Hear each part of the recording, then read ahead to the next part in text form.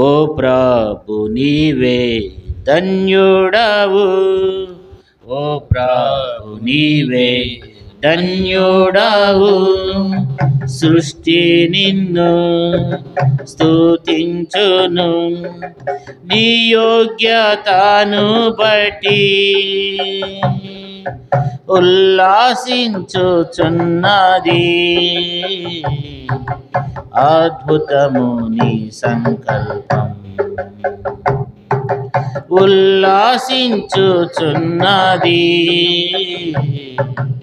అద్భుతము నీ సంకల్పం. ఓ ప్రభు నీవే ధన్యుడవు, ఓ ప్రభు నీవే ధన్యుడవు. స్తుతి ప్రశంస ప్రభు యేసునకే, క్రీస్తు నందు తండ్రి సర్వము చేయన్. స్తుతి ప్రశంస ప్రభు యేసునకే, క్రీస్తు నందు తండ్రి సర్వం చేయన్. పరమందలి ప్రతి ఆశీర్వాదం, పరమందలి ప్రతి ఆశీర్వాదం, క్రీస్తు నందు మనకు సర్వం నొసగే. క్రీస్తు నందు మనకు సర్వం నొసగే. ఓ ప్రభు నీవే ధన్యుడవు, ఓ ప్రభు నీవే ధన్యుడవు.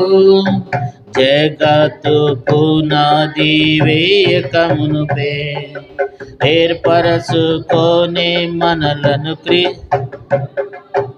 జగత్తు పునాది వేయకమునుపే ఏర్పరచుకొనే మనల క్రీస్తు ప్రభులు పరిశుద్ధులుగా నిర్దోషులుగా చేసి, పరిశుద్ధులుగా నిర్దోషులుగా చేసి పరలోక దీవెనలు మనకొసగే. పరలోక దీవెనలు మనకొసగే. ఓ ప్రభు నీవే ధన్యుడవు, ఓ ప్రభు నీవే ధన్యుడవు. తనకు పరలోక సంకల్పము ద్వారా తన కుమారులుగాను స్వీకరించే, తనకు పరలోక సంకల్పము ద్వారా తన కుమారులుగాను స్వీకరించే. ఒక దినాధికారం మనకొసగును, ఒక దినాధికారం మనకొసగును. యేసు నంది కలది ఆశీర్వాదం, యేసు నందు కలది ఆశీర్వాదం. ఓ ప్రభు నీవే ధన్యుడవు, ఓ ప్రభు నీవే ధన్యుడవు. తన కృపా మహదైశ్వర్యమును బట్టి తన వారి మనల స్వీకరించే, తన కృపా మహదైశ్వర్యమును బట్టి తన వారిగా మనల స్వీకరించే. తన రక్తముతో విమోచించి, తన రక్తముతో విమోచించి క్షమాపణ మనకు క్రీస్తులో నొసగే. క్షమాపణ మనకు క్రీస్తులో నొసగే.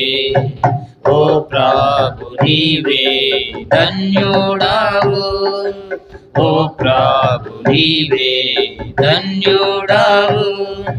తన సిద్ధ మర్మములను తెలిపి కాలము సంపూర్ణమైనప్పుడు తన సిద్ధ మర్మములను తెలిపి కాలము సంపూర్ణమైనప్పుడు తన చిత్తము ద్వారా సర్వము చేసి తన చిత్తము ద్వారా సర్వము చేసి తన స్వాస్థ్యముగా మనలను చేసేను తన స్వాస్థ్యముగా మనలా చేసేను.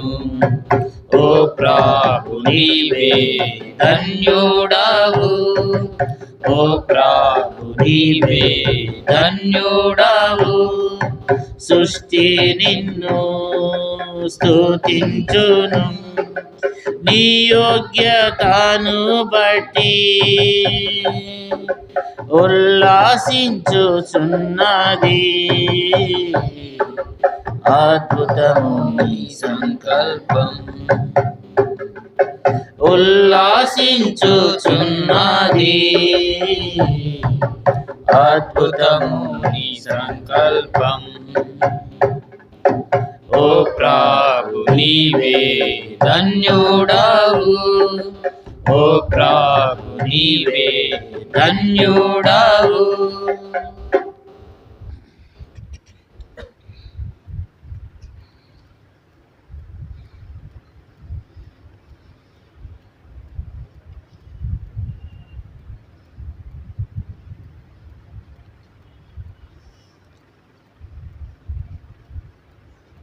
నూట 56 పాట పాడుకుందాం. చివరిగా 156.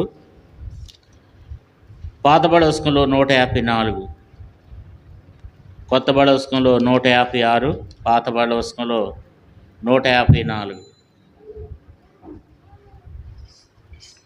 పావనుడా మా ప్రభువా నీ రక్షణకై స్తోత్రములు, నీ రక్షణకై స్తోత్రములు.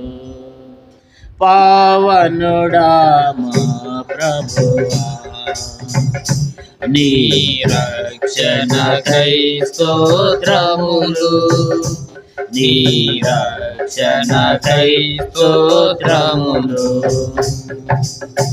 అత్యున్నతమైన దేవా సింహాసనాసీనుడవు,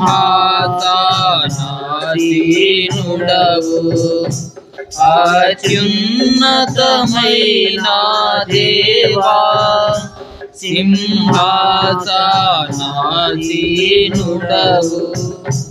ఎంతో గొప్పది నీ మహిమా వర్ణింపజాలను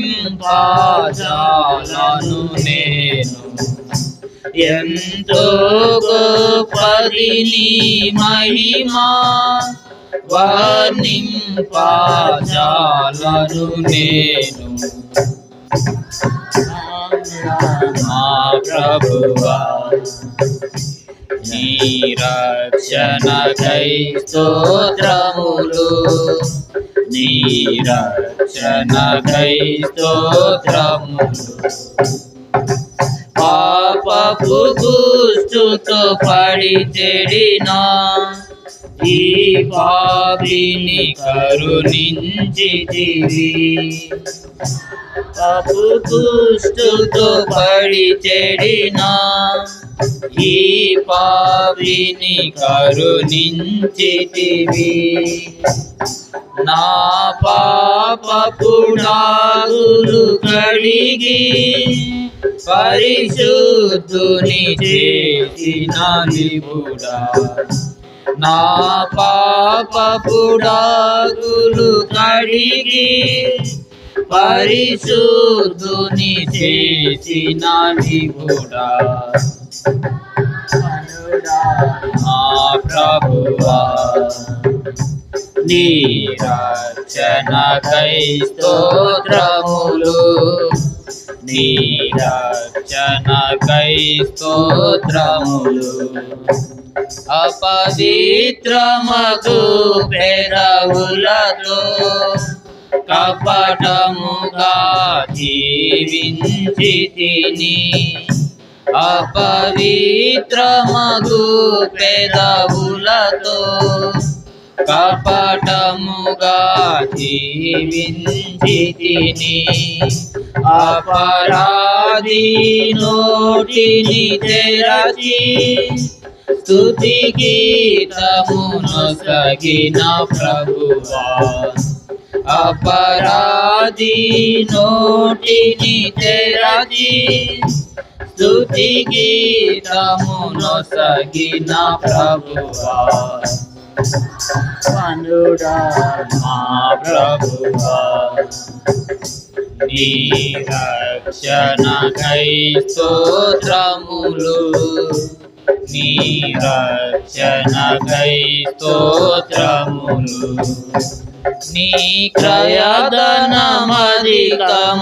ఎంతో నా కర్త నిన్ను ప్రణుతింతు నీ క్రయధనమధికము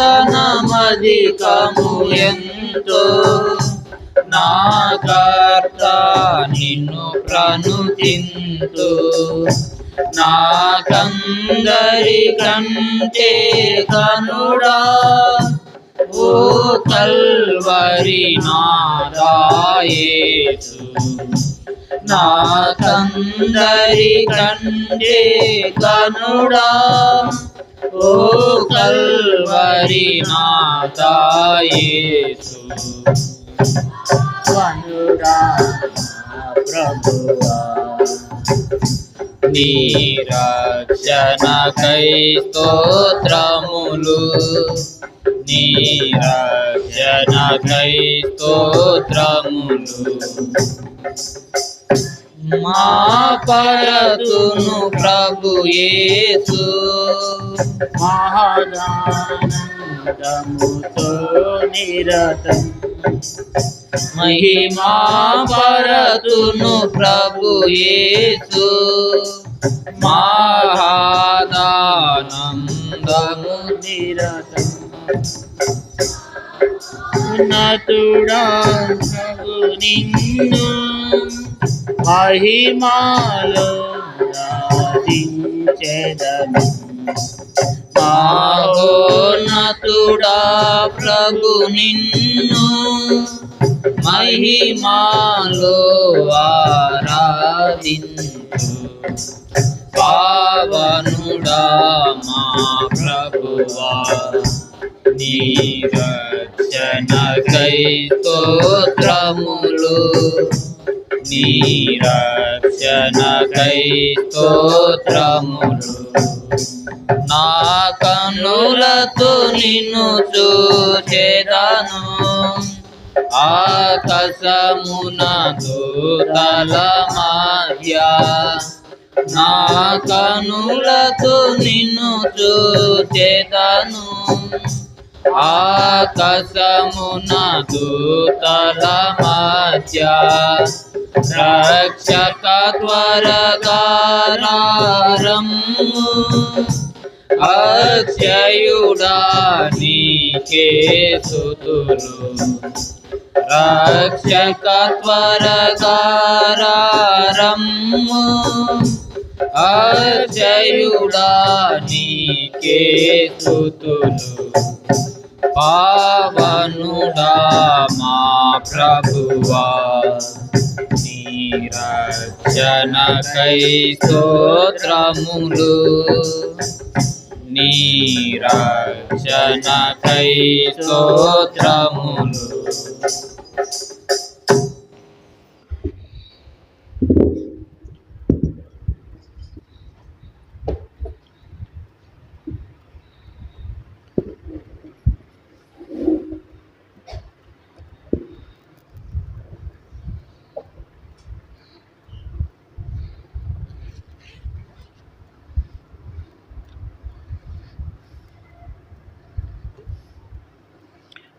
యెషయా గ్రంథం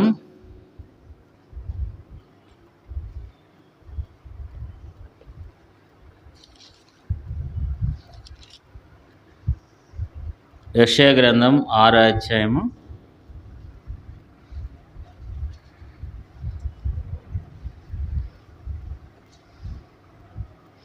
6వ అధ్యాయము 1వ వచనం నుండి 8వ వచనం వరకు మార్చి చదువుకుందాం.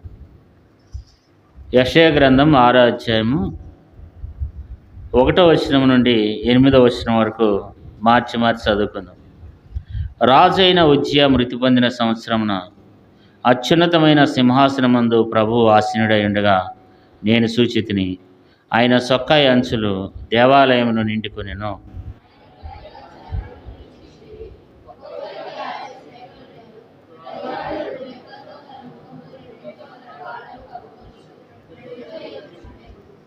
వారు సైన్యములకు అధిపత్యకు యెహోవా పరిశుద్ధుడు పరిశుద్ధుడు పరిశుద్ధుడు, సర్వలోకము ఆయన మహిమతో నిండి ఉన్నదని గొప్ప స్వరముతో గానపతి గానములు చేయుచుండిరి.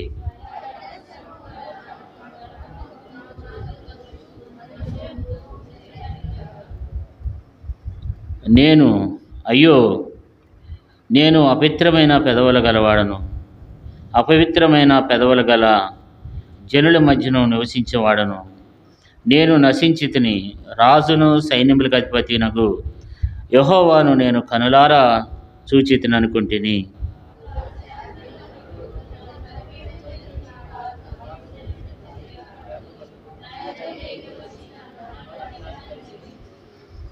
అది నీ పెదవులకు తగిలెను గనుక నీ పాపమునకు ప్రాయశ్చిత్తమాయను, నీ దోషము తొలగిపోయినను.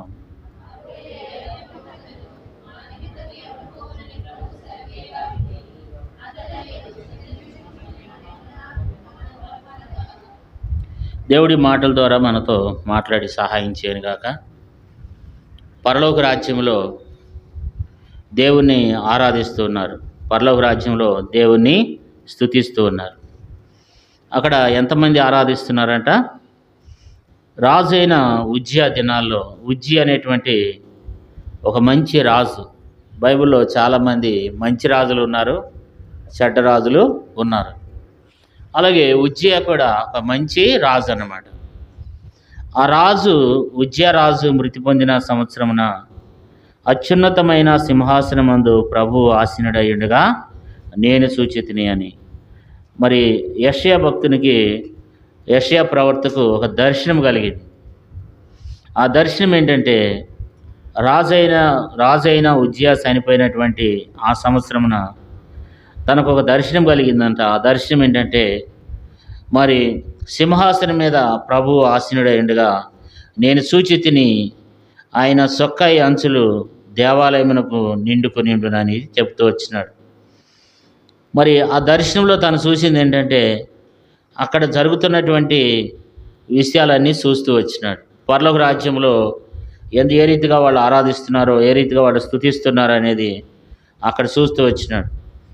ప్రభువారు సింహాసనం మీద ఆసీనుడై ఉన్నాడు. అది ఏ సింహాసనం అంట? అత్యున్నతమైన సింహాసనం. అత్యున్నత సింహాసనం అంటే ఇంకా దానికి మించినటువంటి సింహాసనము ఇంకెక్కడ కూడా ఉండదు. ఆ అత్యున్నతమైనటువంటి సింహాసనమందు ప్రభువు ఆసీనుడై ఉండగా నేను సూచితిని, ఆయన సొక్కాయి అంచులు దేవాలయమును నిండుకునిను. ఆయనకు పైగా శరావులు అంటే దేవదూతలు లేదా ఇక్కడ చూసినట్లయితే మహాదూతలు. వీళ్ళు ఏం చేస్తూ వచ్చినారంటే, చదువుకుందాం చూడండి 2వ వచనం. ఆయనకు పైగా శరావులు నిల్చుండిరి, ఒక్కొక్కరికి 6 రెక్కలుండిను, ప్రతివాడు 2 రెక్కలతో తన ముఖమును, 2తో తన కాళ్ళను కప్పుకొనుచు 2తో ఎగురుచుండెను.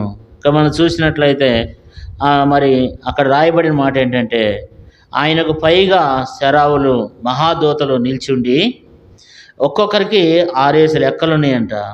ఒక్కొక్కరికి 6 రెక్కలు ఉన్నాయంట. ప్రతివాడు రెక్కలతో తన ముఖమును కప్పుకుంటున్నాడంట. ప్రతివాడు 2 రెక్కలతో తన ముఖమును, 2తో తన కాళ్ళను, 2తో ఎగురుతూ ఉన్నాడంట.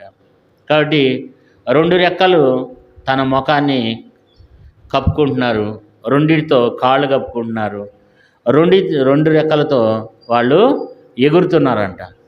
ఎగురుతూ వాళ్ళు ఏం చేస్తూ వచ్చినారంటే, మరి దేవుని ఆరాధిస్తూ వస్తున్నారు.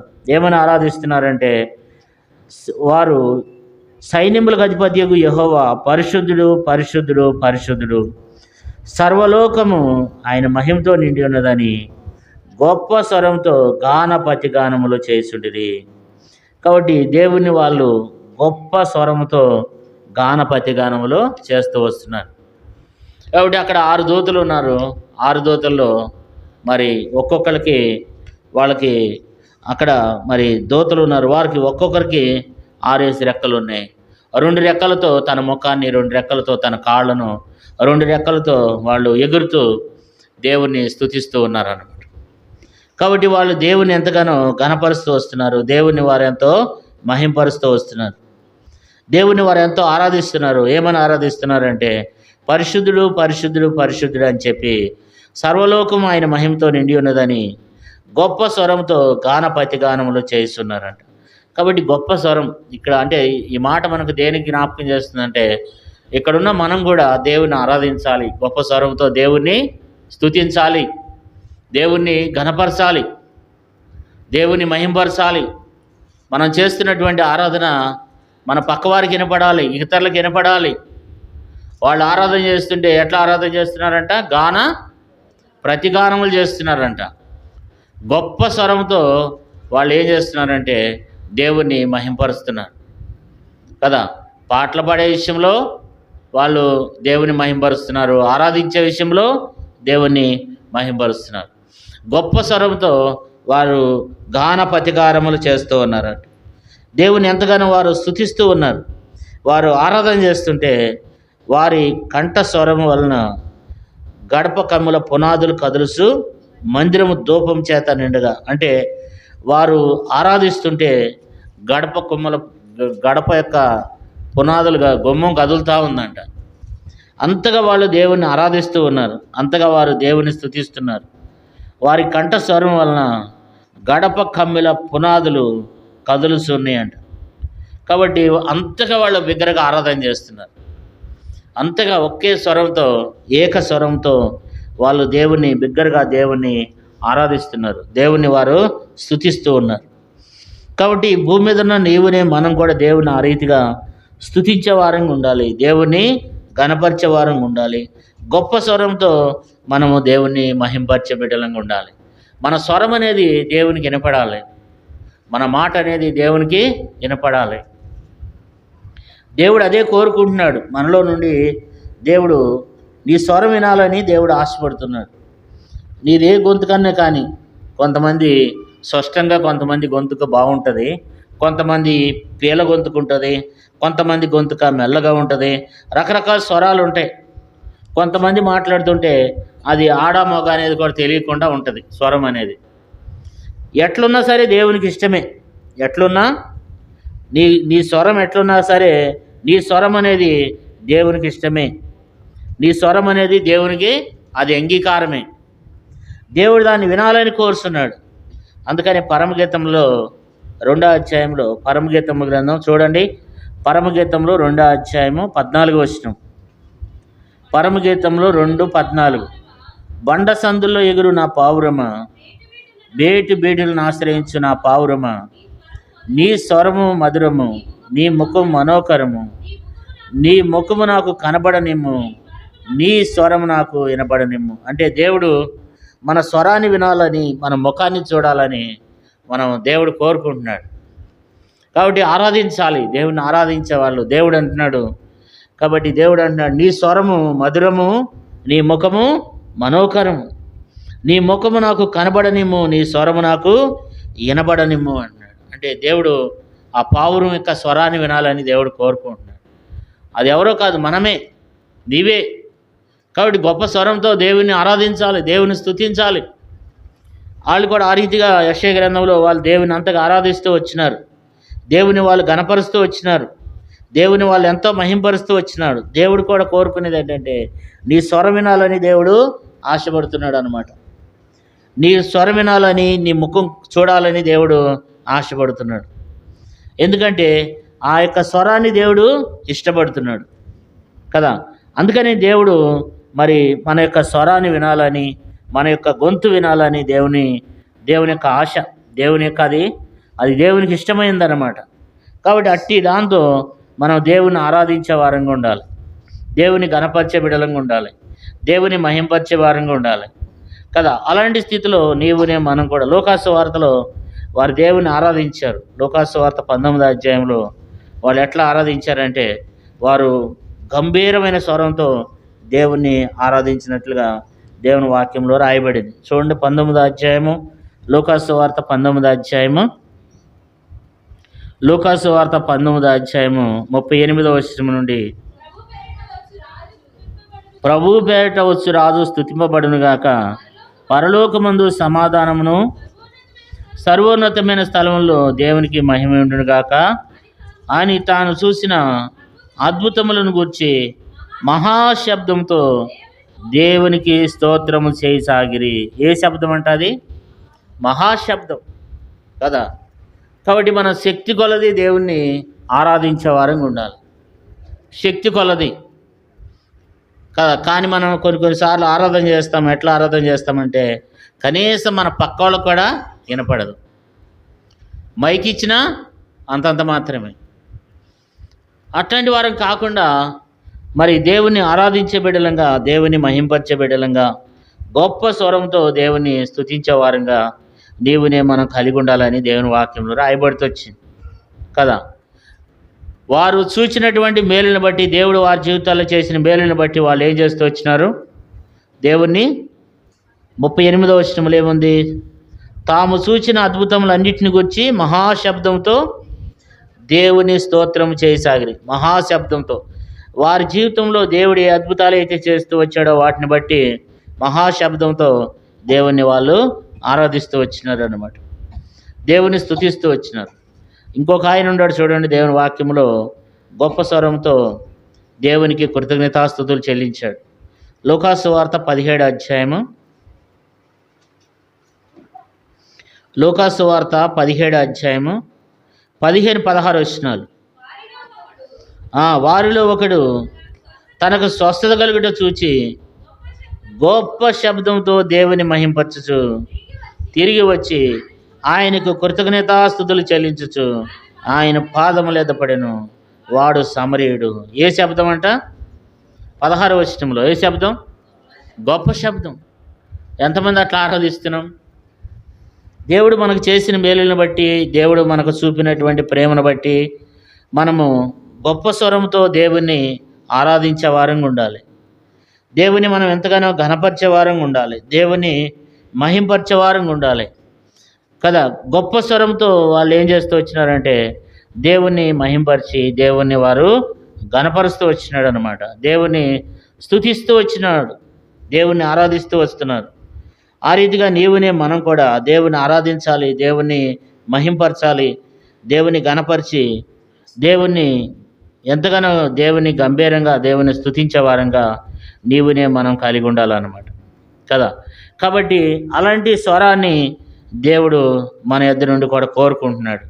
అలాంటి స్వరాన్ని వినాలని దేవుని యొక్క ఉద్దేశం కదా. అందుకని గంభీరమైన స్వరంతో దేవుణ్ణి ఆరాధించాలి, గొప్ప స్వరంతో దేవుని స్తుతించాలి కదా. అప్పుడే మన గురించి ఇతరులు తెలుసుకునేది. అంటే దేవుడు మనకి ఎలాంటి కార్యాలు చేశాడు అనేది మన గురించి ఇతరులు తెలుసుకోవాలంటే, ఇతరులు కూడా దేవుని నామం అక్కడ మహింపరచబడాలంటే మనము మరి ఎంతో గంభీరంగా దేవుడు మన ఎడల ఎలాంటి కార్యం చేశాడు అనేది దేవుని ప్రజలకు తెలవాలంటే మరి మనం కూడా అలాంటి గంభీరమైన స్వరంతో దేవుణ్ణి మనం స్తుతించే వారంగా ఉండాలి. మనం అలాంటి ఆరాధనతో దేవుణ్ణి మనము మహింపరిచే వారంగా ఉండాలి. ఇలాంటి గొప్ప స్వరంతో దేవుని ఆరాధించి దేవుని మహింపరిచే బిడ్డలంగా నీవునే మనం కలిగి ఉండాలని దేవుడు కోరుకుంటున్నాడు అనమాట కదా. అలాంటి దాంతో మనం దేవుణ్ణి ఎంతగానో మనం స్తుతించి దేవుణ్ణి మహింపరిచి దేవుణ్ణి ఘనపరిచే వారంగా ఉండాలి. ప్రకటన గ్రంథంలో కూడా ఈ సన్నివేశం కనపడుతుంది. ప్రకటన గ్రంథం 4వ అధ్యాయము, ప్రకటన గ్రంథం 4వ అధ్యాయము 8వ వచనం చదువుకుందాం. 8వ వచనం. ఆ 4 జీవుల్లో ప్రతి జీవికి 6 రెక్కలుండును, అవి చుట్టూను రెక్కల లోపటను కన్నులతో నిండి ఉన్నవి.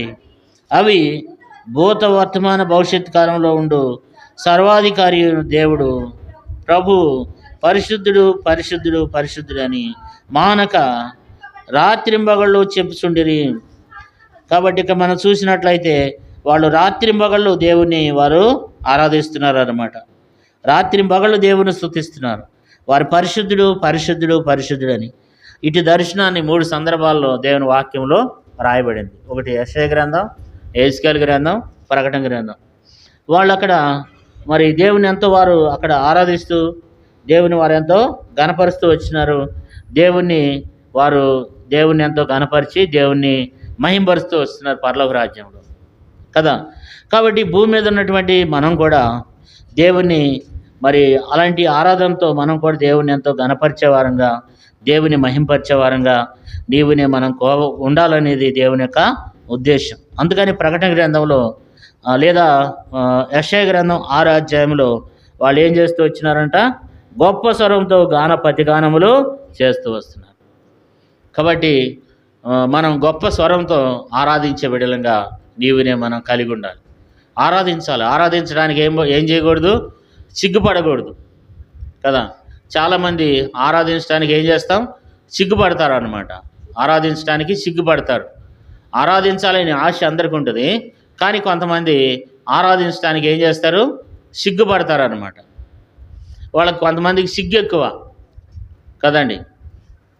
ఆరాధించాలంటే సిగ్గుపడతారు, కానీ కొట్లాటలకు వెళ్ళాలంటే మాత్రం మనల్ని మించినలో ఉండరు కదా. అట్లా ఉండకూడదు. దేవుణ్ణి ఆరాధించే బిడ్డలంగా ఎట్లా ఉండాలా, మహింపరిచే బిడ్డలంగా, గంభీరమైన స్వరంతో దేవుని ఆరాధించే బిడ్డలంగా మనము కలిగి ఉండేవారంగా ఈ రీతిగా మనం కలిగి ఉండాలని దేవుడు కోరుస్తున్నాడు. వాళ్ళు ఆరాధన చేస్తుంటేనంట యెషయా గ్రంథం 6వ అధ్యాయము 4వ వచనం, వారి కంఠస్వరం వలన గడప కమ్ముల పునాదులు కదులుసు మందిరము ధూపం చేత నిండుగా. మనం చూసినట్లయితే వారి కంఠస్వరం వలన గడప కమ్మిల పునాదులు కదులుతున్నాయంట కదా. ఎంతగా ఆరాధన చేస్తుంటే ఆ గడప కమ్మిల పునాదులు కదులుతాయి. ఎంతగా ఆరాధన చేస్తే ఆ గడప కమ్మిల యొక్క పునాదులు అదురుతున్నాయి. అంటే అంత బిగ్గరగా వాళ్ళు దేవుణ్ణి ఆరాధన చేస్తూ వచ్చినారు, దేవుని స్తుతిస్తూ వచ్చినారు కదా. ఎరుకో గోడలు కోలాలంటే ఏం చేయాలి, కేకలు వేయాలి కదా. కేకలు ఎగిపోతే, గంభీరమైన స్వరంతో దేవుని స్తుతించకపోతే దయ్యమెట్టబోతే చెప్పండి. దేవుని మహింపరచాలి. మన జీవితంలో ఒక గొప్ప కార్యాలు జరగాలంటే దేవుని గొంతెత్తి స్వరమెత్తి బిగ్గరగా మనము ఆరాధించే వారంగా ఉండాలి కదా. అయితే ఇక్కడ మనం చూసినట్లయితే 5వ వచనం చూడండి, నేను అపవిత్రమైన పెదవులు గలవాడను, అపవిత్రమైన పెదవులు గల జనుల మధ్య నివసించిన వాడును, నేను నశించి తిని రాజును సైన్యములకు అధిపతినగు యెహోవాను నేను కనులారా సూచితిని అనుకుంటుని కదా. ఇక్కడ ఏమంటున్నాడంటే బాధపడుతున్నాడు. అక్కడ అంతమంది ఆరాధన చేస్తున్నారు, అక్కడ అంతమంది కనపరుస్తుంటే ఈయనకి ఏమి సందేహం వచ్చిందంటే, అయ్యో నేను అపవిత్రమైన పెదవులు గలవాడు. నిజంగా ఈ లోకంలో అపవిత్రమైనటువంటి జనుల మధ్యన నివసించినటువంటి వారు, పుట్టుకతోనే అపవిత్రమైనటువంటి వారు, తల్లి గర్భంలో జన్మించటమే మానవ యొక్క జీవితం అపవిత్రమైనది. కాబట్టి అపవిత్రమైనటువంటి జీవితాన్ని జీవించినటువంటి వారు, అపవిత్రమైనటువంటి పెదవులతో జీవించినటువంటి వారు, అపవిత్రమైన నడవడికలో ఉన్నటువంటి వారు, అపవిత్రమైనటువంటి జీవితాన్ని జీవించినటువంటి వారిని తన కుమారుడైన యేసు ప్రభువారి ద్వారా మనలను విమోచించినాడు, మనలను రక్షించినాడు అన్నమాట. తన కుమారుని యొక్క రక్తం ద్వారా, బైబిల్లో రాయబడింది, యేసు రక్తము ప్రతి పాపం నుండి మనలను పవిత్రులుగా చేయి. కాబట్టి ఒక వ్యక్తి రక్షింపబడిన తర్వాత మరి పరిశుద్ధంగా ఉండాలి. అపవిత్రమైన మాటలు, బూతు మాటలు మనం మాట్లాడకూడదు. అపవిత్రమైన మాటలు, బూతు మాటలు, లేకపోతే ఇతరులను శపించకూడదు. చాలాసార్లు ఇతరులను ఏం చేస్తాం, శపిస్తామన్నమాట. ఏమని శపిస్తాం, అరే నువ్వు నాశనం అయిపోతావురా అంట. కాబట్టి దేవుని బిడ్డలైనటువంటి వారము అపవిత్రమైన మాటలు ఇంకా మాట్లాడకూడదు. దేవుడు ఒకప్పుడు అపవిత్రమైన మాటలు మాట్లాడాం, అపవిత్రమైన జీవితాన్ని జీవిస్తూ వచ్చినాం. ఇప్పుడు మనము యేసు రక్తం ద్వారా మనం కడగబడుతూ వచ్చినాం. అయితే కడగబడినటువంటి మనం అపవిత్రమైన మాటలు మాట్లాడకూడదు. ఎందుకంటే దేవుడి ద్వారా సృష్టింపబడిన వారం, దేవుని ద్వారా కడగబడినటువంటి వారం, మరలా మనం అపవిత్రమైన మాటలు మాట్లాడేవారం కాకుండా మనం దేవుని ఎంతో ఆరాధించే వారంగా, పవిత్రమైన పెదవులు కలిగిన వారమై దేవుని గణపరిచే బిడ్డలంగా నీవునే మనం కలిగి ఉండాలి కదా. ఒకప్పుడు మన జీవితం కూడా ఏంటి? 5వ వచనం చూడండి. 5వ వచనం, నేను అపవిత్రమైన పెదవుల గలవాడను, అపవిత్రమైన పెదవుల గల జనుల మధ్యను నివసించిన వాడును, నేను నశించి తిని. చూసారు ఏమంటున్నాడంటే, అయ్యో నేను నశించిపోయినాను, నేను అపవిత్రమైన పెదవుల మధ్యలో, అపవిత్రమైన పెదవులు గల జనుల మధ్యలో నివసిస్తూ వచ్చాను. అయ్యో నేను నశించిపోయాను, నేను ఆ దేవుని చూడలేని స్థితిలో ఉన్నాను. అయ్యో నేను ఆయన్ని చూడాలని ఆశపడ్డాను కానీ, చూస్తున్నాను కానీ నేను ఆయన్ని సమీపించలేకపోతున్నాను, నేను కూడా ఆయన ఆరాధించలేకపోతున్నానంటే, అప్పుడు శరావుల్లో నుంచి ఒకడు వచ్చి ఏం చేశాడంట? 6వ వచనం, అప్పుడు శరావుల్లో ఒకడు తాను బలిపీఠం నుండి కారుతో తీసిన నిప్పుని చేత పట్టుకుని నా ఎదుకు ఎగిరి వచ్చి నా నోటికి దాన్ని తగిలించను. చూసారు ఇక్కడ మరి ప్రాయశ్చిత్తం కలిగింది. పాపాలకు ఏం కలిగింది? ప్రాయశ్చిత్తం. మన పాపాలు కూడా పోవాలంటే ఎట్లా పోతాయి? గొర్రెల రక్తంతో, కోడిల రక్తంతో మన పాపాలు పోలా. మన పాపాలు ఎట్లా పోయినాయి? యేసు రక్తంతో పోయినాయి కదా. యేసు రక్తంతో మరి ఆ కారుతో తీయబడినటువంటి ఆ నిప్పుని ఏ రీతిగా అయితే తీసుకుని వచ్చి పెదవులకు అంటిస్తూ వచ్చినాడో, యేసుక్రీస్తు ప్రభువారి యొక్క రక్తంతో దేవుడు మనల్ని కడిగి మనల్ని పవిత్రులుగా చేసినాడు, పరిశుద్ధులుగా చేసినాడు. కాబట్టి ఆ రీతిగా మనం దేవుని కూడా మనం ఆరాధించాలి. ప్రభువా, ఒకప్పుడు నేను అపవిత్రమైన పెదవులు గలవాడిని, ఒకప్పుడు నేను అపవిత్రమైన జీవితాన్ని జీవించినటువంటి వాడిని, ఒకప్పుడు నేను అపవిత్రుడిని. అయితే మీ కుమారుడి యొక్క రక్తం ద్వారా నన్ను కడిగి నన్ను పవిత్రపరిచినావు. ఈ దినాన నేను మరి బేతనీ సంఘంలో చేరి సకల పరిశుద్ధులతో చేరి నేను కూడా మిమ్మల్ని స్తుతిస్తున్నానని చెప్పి దేవుని మనము ఆరాధించే వారంగా ఉండాలి. ఎందుకంటే యేసుక్రీస్తు ప్రభువారి యొక్క రక్తం ద్వారా మనకేం కలిగింది? ప్రాయశ్చిత్తం కలిగింది కదా. ఇప్పుడు 7వ వచనం చూడండి, ఇది నీ పెదవులకు తగిలిను కనుక నీ పాపమునకు ప్రాయశ్చిత్తమైను, నీ దోషము తొలగిపోయినను. కాబట్టి అయ్యో తనకున్నటువంటి పాపం, తనకున్నటువంటి దోషం తొలగిపోతూ వచ్చింది కదా. ఇది నీ పెదవులకు తగిలిన కనుక నీ పాపమునకు ప్రాయశ్చిత్తమైను. కాబట్టి తను చేసిన పాపములన్నిటిని కూడా ఆ రోజున ఆ కారుతో తీసినటువంటి నొప్పు ద్వారా తన పాపం నుండి తనను పవిత్రుడిగా చేసినాడు దేవుడు. తన దోషం అన్నిటిని కూడా దేవుడు తొలగించేశాడు కదా. తొలగించేసిన తర్వాత ఆ దర్శనం చూస్తూ వచ్చినప్పుడు ఇంకప్పుడు అక్కడ ఒక సందేహం బయలుదేరింది. భూమి మీదకి ఎవరు వెళ్ళాలి? భూమి మీదకి ఎవరు వెళ్ళాలి? ఎవరిని పంపుదాం? భూమి మీద ఉన్నటువంటి ఇప్పుడు యెషయా అయితే పరలోక రాజ్య దర్శనాన్ని చూసినాడు. మరి భూమి మీద ఉన్న వాళ్ళందరూ కూడా సర్వలోక మానవాళ్ళు, సర్వలోకంలో ఉన్నటువంటి మనకు కూడా మరి పవిత్రత కావాలి. మనం కూడా మన పాపంలో కూడా ప్రాయశ్చిత్తం కావాలి. మరి మన పాపాలకి ప్రాయశ్చిత్తం కావాలంటే భూమి మీదకి ఒకరు రావాలి. ఎవరు రావాలి? పరిశుద్ధుడైన దేవుడు రావాలి, నీతిమంతుడైన దేవుడు రావాలి. ఆ దేవుడే నీ కొరకు నా కొరకు వచ్చినాడు. ఇక్కడ అడుగుతున్నాడు దేవుడు, అంటున్నాడు ఎవరిని పంపుదును అని ఆలోచిస్తున్నాడు అనమాట. ఏమన్నాడు చూడండి 8వ వచనం, అప్పుడు నేను ఎవరిని పంపెదను, నా నిమిత్తము ఎవడు పోవునని పౌరు సెలవీగా వింటిని, అంతటా నేను చెత్తికించము, నేనున్నాను, నన్ను పంపమనగా. కాబట్టి ఇక్కడ చెప్తూ వచ్చినాడు ఎవరు పోగలరు అంటే ఈ భూమి మీదకి ప్రాణం పెట్టడానికి ఎవరు పోలేరు. కానీ యేసుక్రీస్తు ప్రభువారు ఈ భూమి మీదకి వచ్చినాడు. తన మహిమను విడిచిపెట్టి, ఆ సింహాసనాన్ని విడిచిపెట్టి, ఆ తండ్రి కుర్చీని కూర్చున్నటువంటి ఆ సింహాసనాన్ని విడిచిపెట్టి ప్రభు అయిన యేసుక్రీస్తు ప్రభువారు ఈ లోకానికి వచ్చినాడు. మనందరం పాపం నిమిత్తమై, మన అపరాధముల నిమిత్తమై, నీ కొరకై నా కొరకై అవమానం పొందడానికి, మనం పొందిన శిక్ష ఆయన భరించడానికి యేసుక్రీస్తు ప్రభువారు ఈ లోకానికి వచ్చినాడు. కాబట్టి ఈ లోకానికి రావటం అంటే మామూలు విషయం కాదు. ఈ లోకం ఎలాంటిదంటే అపవిత్రమైనటువంటి లోకం. ఈ లోకం ఎంతో చెడిపోయినటువంటి లోకం. ఈ లోకం అంతా కూడా పాపంతో, శాపంతో నింపబడినటువంటి లోకం. ఈ లోకంలోనికి ప్రభు అయిన యేసుక్రీస్తు ప్రభువారు ఈ లోకానికి వచ్చినాడు. ఎవరిని పంపించాలి అన్నప్పుడు ఇక్కడ యెషయా అంటున్నాడు, నేను వెళ్తున్నాను, నేను పంపించమన్నాడు. యెషయా భక్తుడు అన్నాడు కానీ అసలు వాస్తవానికి ఇది మాట ఎవరిదంటే ప్రభు అయిన యేసుక్రీస్తు ప్రభువారిని గురించినటువంటి మాట. ఆయన మన కొరకు వచ్చినాడు. సర్వలోక మానవుల కొరకై యేసు ప్రభువారు ఈ లోకానికి వచ్చినాడు. ఈ లోకానికి వచ్చి మనందరి కొరకే ఏం చేశాడు? తన ప్రాణాన్ని పెట్టి మన పాపములకు ప్రాయశ్చిత్తం కలుగజేసినాడు. మన పాపం నుండి మనల్ని విడిపించడానికి యేసుక్రీస్తు ప్రభువారు ఈ లోకానికి వచ్చి నీ కొరకై నా కొరకై ప్రాణం పెట్టి నీ కొరకై నా కొరకై దేవుడు తన యొక్క గొప్ప క్రయధనముగా ఉండటానికి యేసుక్రీస్తు ప్రభువారు ఈ లోకానికి వచ్చినాడు.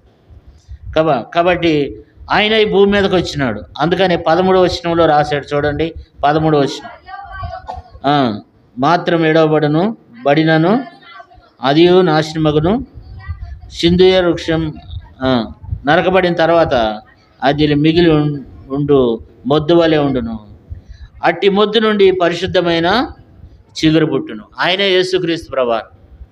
యేసుక్రీస్తు ప్రభువారు ఆ తండ్రి అయినటువంటి దేవుని యొద్ద నుండి భూమి మీదకి వచ్చి నీ కొరకే నా కొరకే పరిశుద్ధుడైన దేవుడిగా మరి కుమారుడిగా యేసుక్రీస్తు ప్రభువారు ఈ లోకానికి వచ్చి మనందరి కొరకు ప్రాణం పెట్టి మనం పొందాల్సినటువంటి శిక్ష యావత్తు ఆయన భరించి, మనం పొందాల్సినటువంటి శిక్ష యావత్తు యేసు ప్రభువారు భరించి నీ కొరకై నా కొరకై ఈ లోకానికి వచ్చి మనందరి కొరకు ప్రాణం పెట్టి తిరిగి లేచినటువంటి దేవుడు. అందుకని యోహాను రాసిన మొదటి పత్రిక 1:7 ఆయన కుమారుడైన యేసు రక్తము ప్రతి పాపం నుండి మనలను పవిత్రులుగా చేయను. కాబట్టి యేసుక్రీస్తు ప్రభువారి యొక్క రక్తము మన ప్రతి పాపం నుండి మనలను పవిత్రులుగా చేస్తుంది. మన పతితమైనటువంటి అపవిత్రతను దేవుడు తీసివేసేవాడు ఉన్నాడు. మన పాపాన్ని తీసివేస్తూ వచ్చినాడు. మనలో ఉన్నటువంటి అపవిత్రతను ఆయన తీసివేస్తూ వచ్చినాడు. మనలో ఉన్నటువంటి పాప శాపాన్ని తీసివేసి మన మీద ఆయన శుద్ధ జలాన్ని చల్లుతూ వచ్చినాడు. తన ఆత్మను నీ మీద నా మీద మన మీద తన ఆత్మను దేవుడు కుమ్మరిస్తూ వచ్చినాడు. అన్ని జనుల నుండి దేవుడు మనల్ని తీసుకుని వచ్చి దేవుడు మన మీద మన అపవిత్రతని దేవుడు తీసివేసినాడు. యెహెజ్కేలు గ్రంథము చూడండి. యెహెజ్కేలు గ్రంథం 36వ అధ్యాయం. యెహెజ్కేలు గ్రంథం 36వ అధ్యాయము.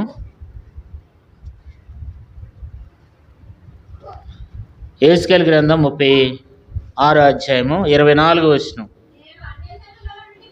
నేను అన్ని జనుల నుండి మిమ్మల్ని తోడుకుని ఆయా దేశములో నుండి సమకూర్చి మీ స్వదేశములోనికి మిమ్మల్ని రప్పించదును. 25వ వచనం అందరూ కలిసి చదువుకుందాం. యెహెజ్కేలు గ్రంథం 36వ అధ్యాయము 25వ వచనం. మీ అపవిత్రత యావత్తును పోవునట్లు నేను మీ మీద శుద్ధ జలమును చల్లుదును, మీ విగ్రహం వలన మీకు కలిగిన అపవిత్రత అంతయు తీసివేసేదను, నూతన హృదయం మీకు ఇచ్చేదను, నూతన స్వభావం మీకు కలగచేసేదను, రాతి గుండెని మీలో నుండి తీసివేసి మాంసపు గుండెను మీకు ఇచ్చేదను, నా ఆత్మను మీ యందుంచి నా కట్టడలను అనుసరించేవాని గాను నా విధులు గైకొని వాని గాను మిమ్మను చేసేది. కాబట్టి దేవుడు ఇక్కడ ఏమంటాడంటే, మీ అపవిత్రత యావత్తు పోవునట్లు నేను మీ మీద ఏం చల్లుతాను? శుద్ధ జలము చల్లుదును. మీ విగ్రహం వలన మీకు కలిగిన అపవిత్రత అంతయో నేను తీసివేస్తానని చెప్పి దేవుడు మనకేమిచ్చినాడు? నూతన హృదయాన్ని ఇచ్చినాడు, నూతన స్వభావాన్ని ఇచ్చినాడు. రాతి గుండెని తీసివేసి మాంస గుండెని దేవుడు మనకు అనుగ్రహించి తన ఆత్మను మనలో ఉంచి దేవుడు మన పాపములన్నిటి కూడా ఏం కలుగజేసినాడు? ప్రాయశ్చిత్తం కలుగజేస్తూ వచ్చినాడు. కాబట్టి మనలో నిర్దోషులుగా చేస్తూ వచ్చినాడు, మనలను పరిశుద్ధులుగా చేస్తూ వచ్చినాడు. మన మీద తన యొక్క శుద్ధ జలాన్ని జల్లినటువంటి దేవుడు. కాబట్టి ఈ ఉదయకాల సమయంలో ఆ పరలోక రాజ్యంలో వాళ్ళు ఆరాధిస్తున్నారు. ఈ భూమి మీద ఉన్న మనము దేవుని ఆరాధించాలి, ఈ భూమి మీద ఉన్న మనము స్తుతించాలి. ఎందుకంటే యేసు ప్రభువారు ఆ నిత్య మహిమను విడిచిపెట్టి వచ్చాడు, ఆ పరలోక రాజ్యాన్ని విడిచిపెట్టి వచ్చినాడు.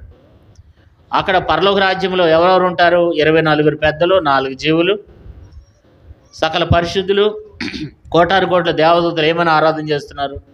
పరిశుద్ధుడు పరిశుద్ధుడు పరిశుద్ధుడు అని మానక దివారాత్రులు దేవుని స్తుతిస్తున్నారు. అలాంటి గొప్ప మహిమను విడిచిపెట్టి యేసుక్రీస్తు ప్రభువారు ఈ లోకానికి వచ్చినాడు. దేవుడు ఈ లోకానికి రావటం అంటే అది సామాన్యమైనటువంటి విషయం కాదు. కాబట్టి ఈ భూమి మీద నీవునే మనం కూడా దేవుని స్తుతించాలి. ఇప్పుడు మనం ఏమైనా ఆరాధన చేద్దాం యెషయాలాగా మనం కూడా. చూడండి, యెషయా గ్రంథం 6వ అధ్యాయము 5వ వచనం. నేను అపవిత్రమైన పెదవుల గలవాడను, అపవిత్రమైన పెదవుల గల జనుల మధ్యను నివసించిన వాడను, నేను నశించి తిని రాజును సైన్యములకు అధిపతి యెహోవా నేను కనులారా చూసిదని అనుకుంటుంది కదా.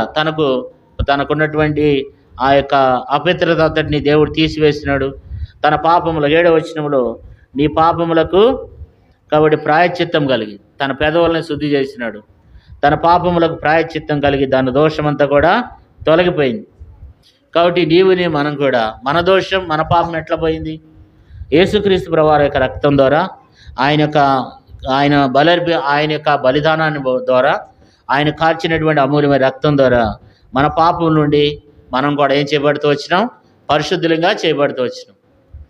ఇప్పుడు మన భూమి మీద ఉన్నటువంటి యేసు ప్రభువారి యొక్క రక్తంలో కడగబడినటువంటి మనం పరిశుద్ధులం. కాబట్టి ఇప్పుడు పరిశుద్ధులముగా, నీతిమంతులముగా మనం ఇప్పుడు దేవుని స్తుతించి మనం ఆరాధించాలి. పరలోక రాజ్యంలో వారు ఏ రీతిగా అయితే దేవుని ఆరాధిస్తూ వచ్చినారో, ఈ భూమి మీద ఉన్నటువంటి నీవు కూడా మన పాపాన్ని తీసివేస్తూ వచ్చినాడు, మన అపవిత్రతను తీసివేసినాడు. కాబట్టి దేవుడు ఈ భూమి మీద మన ఎడలు చేసిన కార్యాన్ని బట్టి మనం కూడా దేవుణ్ణి స్తుతించి ఆరాధిద్దాం. ప్రభా, నేను కూడా ఒకప్పుడు అపవిత్రమైన పెదవులు గలవాడు, అపవిత్రమైన జనుల మధ్య నివసించిన వాడును. అయితే పాపంలో శాపంలో ఉన్న నన్ను మీ కుమారుడైన యేసు ప్రభువారిని ఈ లోకానికి పంపించి నా పాపానికి ప్రాయశ్చిత్తం కలుగజేసి నేను కూడా మిమ్మల్ని స్తుతించడానికి, నన్ను కూడా పరిశుద్ధంగా చేసి నీ ప్రజలతో నీ సన్నిధిలో చేరి నిన్ను స్తుతించడానికి మీరు నాకు ఇచ్చినటువంటి ఇటు కృపను బట్టి అని చెప్పి మనం దేవుణ్ణి ఆరాధన చేద్దాం. దేవుడు ఈ కొద్ది మాటలను దీవించి ఆశీర్వదించినాడు. మనం లేచి నిలబడి ఒక పాట పాడుకుందాం. ఇందాక మనం పాడుకున్న పాట,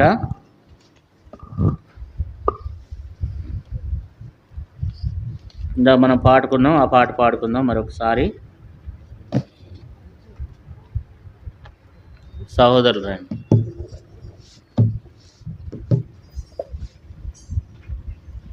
నూట 56 పాట పాడుకుందాం. పాట సంఖ్య 156. పాత దాంట్లో 154.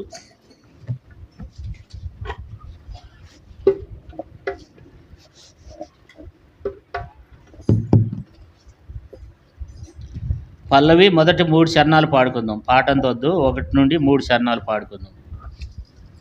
3వ చరణం పాడేటప్పుడు సండే స్కూల్ పిల్లలు సండే స్కూల్కి వెళ్తారు.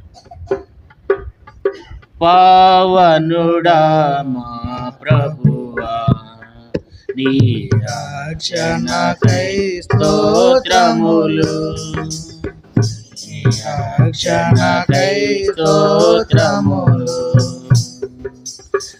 అత్యున్నతమైన దేవా, సింహాసనాసీనుడవు,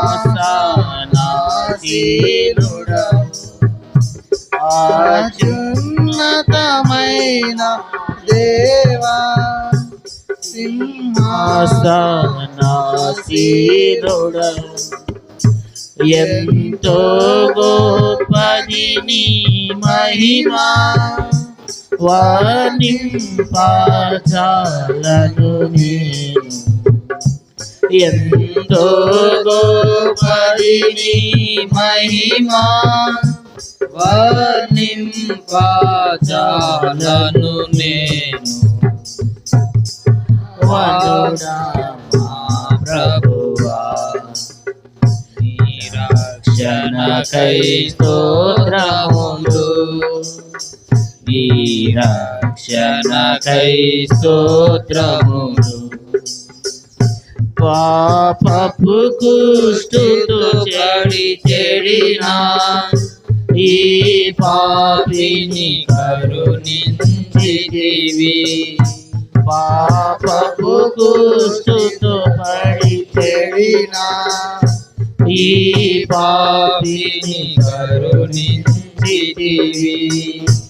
నా పాపపు డాగులు కడిగి పరిశుద్ధుని చేసిన విభుడా, నా పాపపు డాగులు కడిగి పరిశుద్ధుని చేసిన విభుడా.